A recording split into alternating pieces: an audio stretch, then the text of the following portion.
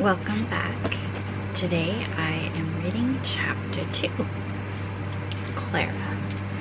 At noon, a voice overhead announced, "Attention all passengers heading to London Heathrow on Pacific Skyways Flight 769. We are ready to begin the boarding process. We ask that you please have your boarding pass and passport out and available, ready to be scanned by the gate agent.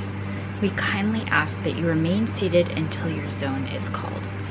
Clara watched as 90% of the passengers around her rushed the line to be the first to board when it was the economy cabin's turn. Her bag was checked, so she didn't need to fight for overhead bin space. Her tutu would fit nicely on top of whatever bags were already there. She spotted the British man from earlier lurking at the front boarding lane, still glued to his phone. Where had he come from? She could swear he hadn't been near the gate when she had scanned the area less than 2 minutes ago. How had he been able to bypass everyone else lined up in the business class line? Was he one of those elite Pacific Skyways frequent flyers? The pair of suits traveling with him were more stoic than earlier and kept nervously glancing around them.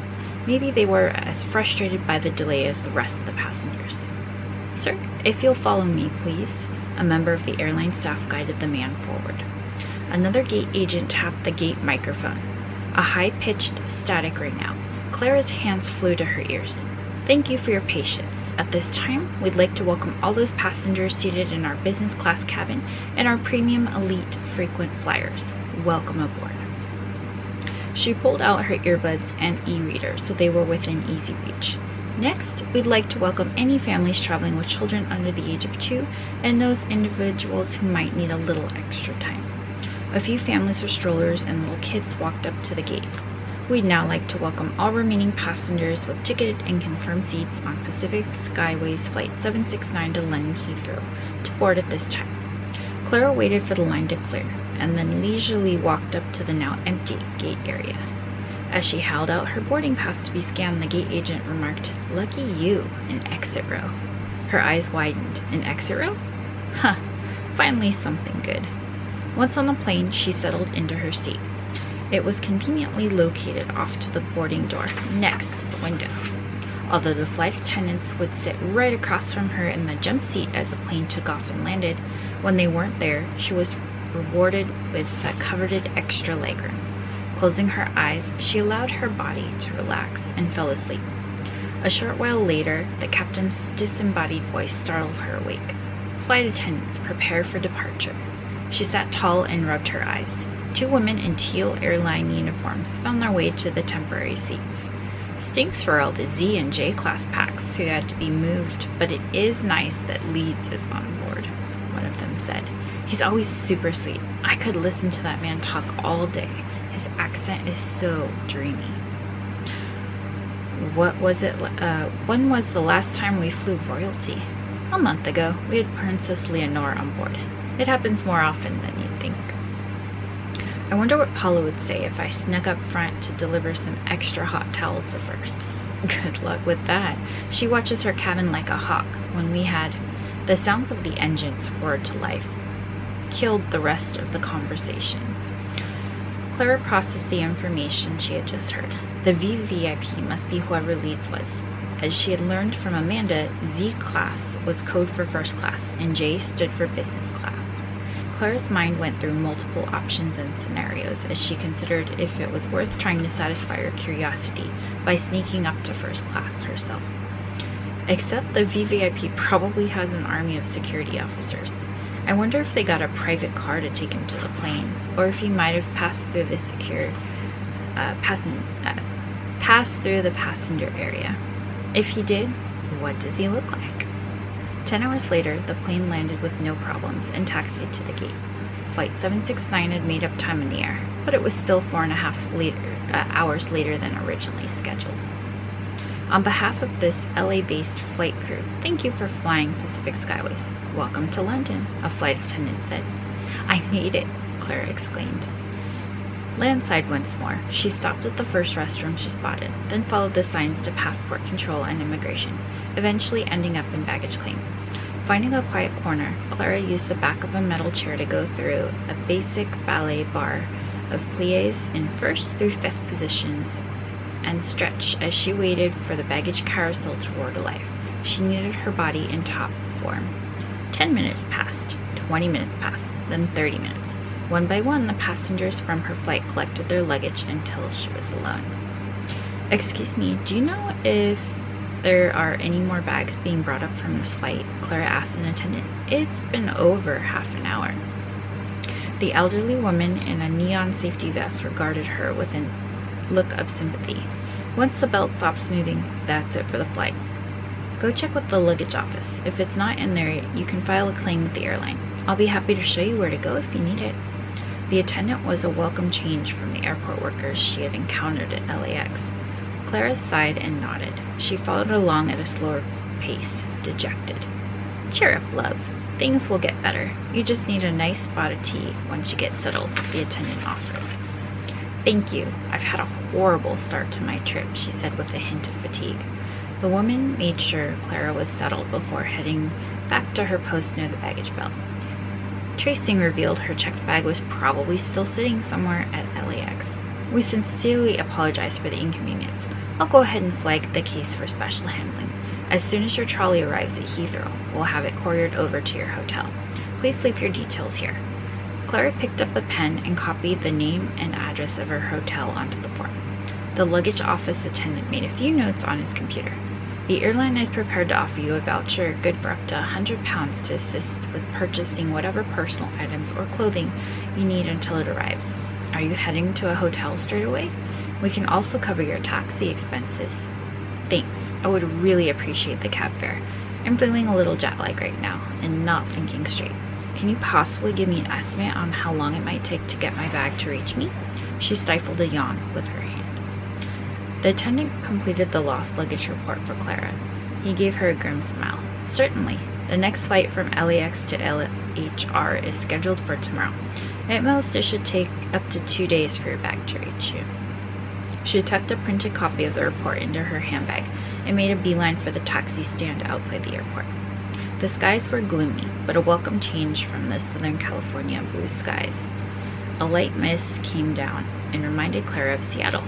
She smiled and took in the sound of British accents around her and her first glance at cars being driven on the opposite side of the road.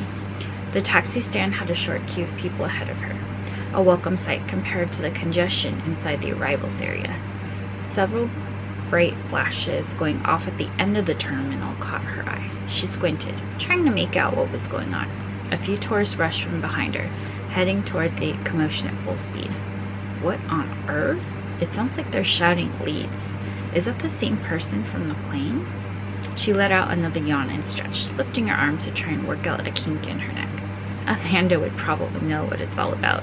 Speaking of Amanda, Clara pulled out her phone and shot off her promised text. "Clara, made it across the pond. Headed to the hotel now. Probably won't text you again until we meet for dinner." It was 9:30 a.m. London time, and the morning commute was still underway. Just like back home, she mused to her London cab driver. "Oh, and where's home for you?" "Southern California. I just visited there with the missus a couple years back. I'd wager that your traffic is indeed worse than ours." He looked at her in the rearview mirror. "Once we're away from Heathrow and on the motorway, traffic should thin out. We should arrive at your hotel about 10:30 or 11 a.m. Until then, enjoy the ride." For the first time since finding out her flight was delayed hours before, Clara released some of the pent-up stress from her body. She'd arrived in London and was on her way to the hotel. Sitting in traffic, there was really nothing more she could do but relax. A colossal weight had been lifted off her shoulders. "Would you mind taking the most scenic route possible?" she asked. The cab ride was on the airline, so why not indulge herself a little? "Yes, miss," the taxi driver grinned. "Are there any specific sights you'd like to see?" She shook her head. "Whatever you think a first-time visitor to the city should see would be great." At first, the car inched along from the airport from one roundabout to another. But as soon as they entered the London city limits, the landmarks they passed captivated her. They drove past Trafalgar Square, Nelson's Column, the Houses of Parliament, and Westminster Abbey, sending chills of excitement up her body. On your left is Big Ben. Its formal name, however, is the Elizabeth Tower. Most Londoners set their watches to Big Ben. I suggest you do the same. The driver pulled out onto the right-hand lane to let Clara soak in the view. She made a mental note to return here at a later point in time with Amanda. This would be the perfect spot for a photo shoot in my tutu. I could get the London Eye and an iconic red phone booth in the background too. Letting a cherry red double-decker bus pass the car, the driver re-entered the traffic and drove over the River Thames. Is the water always so murky? It was a muddy dark brown, matching the color of the Houses of Parliament. I always thought it would be a little clearer. It really depends on the time of year, the cab driver chuckled. The short answer is yes, it's usually brown. The Thames hasn't been cleaned for a century or two. You know, if you could stroll down by the embankment, sometimes during low tide, you can even find some Victorian-era rubbish, like tobacco ends. He slowed the car once more. The street was lined with flapping Union Jack flags. I can't turn in or get too close to it, but up ahead is Buckingham Palace. Wow, she breathed out softly, viewing the gilded gold unicorn line on the gates of the formal entrance to the palace sent a jolt of electricity up her arms. Butterflies fluttered in the pit of her stomach. Tourists darted in front of the cabbie before the signal changed colors like ants swarming a picnic.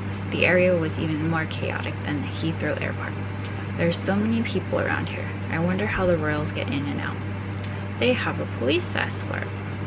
All the movements and appearances of the royal family are usually carefully choreographed, except for the Prince of Wales. The driver shook his head. He's always popping up in unexpected places. The media loves him for it.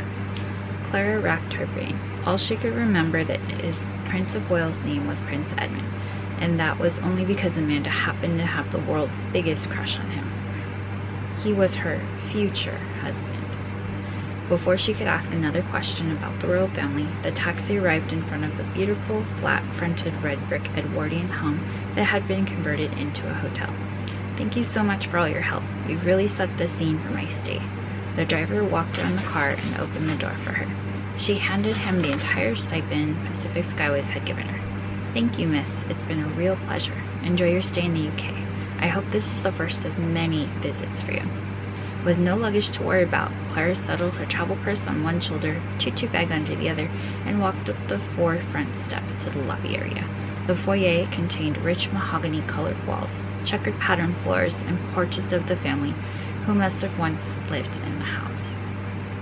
To the right of the lobby, she smelled fresh floral arrangements and eyed 2 comfortable wingback chairs settled in front of a cozy fire. Crystal chandeliers adorned the ceilings. Welcome to the Central London Hotel in Victoria. Can I be of assistance to you? The doorman inquired, taking Clara's belongings from her hands. Oh, thanks. I'm here to check in. Where can I find the front desk?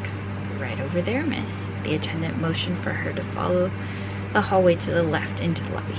Thanks. She skipped over to the front desk. Thank you for joining me today. Reminder, if you enjoy Dancing with the Royal with me, you can always pick up your copy on Amazon as an ebook or the paperback wherever books are sold. Don't forget to like and subscribe, and I'll see you next time for another chapter.